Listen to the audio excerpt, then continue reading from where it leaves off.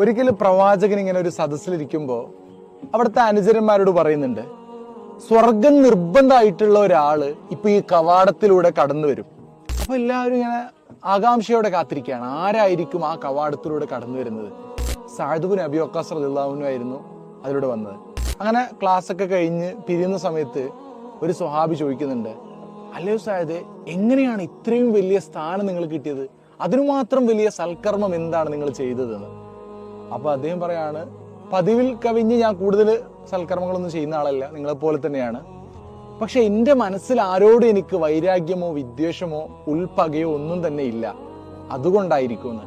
നമുക്ക് ആരോടും വെറുപ്പില്ല എന്ന് പറയുന്നത് ഒരു സ്വർഗം നിർബന്ധമാവാനുള്ള ഒരാളുടെ ഒരു ക്വാളിറ്റി ആയിട്ടാണ് പ്രവാചകനോട് വിശേഷിപ്പിച്ചിട്ടുള്ളത്. അപ്പോൾ വലിയൊരു കാര്യമാണ്. അപ്പോൾ നമ്മൾ എപ്പോഴും നമ്മുടെ മനസ്സ് ആരോടും ഒരു പകയില്ലാത്ത, ഒരു വെറുപ്പോ വിദ്വേഷമോ ഒന്നും തന്നെ ഇല്ലാത്ത ഒരാളാവുക എന്നുള്ളത് വലിയൊരു ക്വാളിറ്റിയാണ്.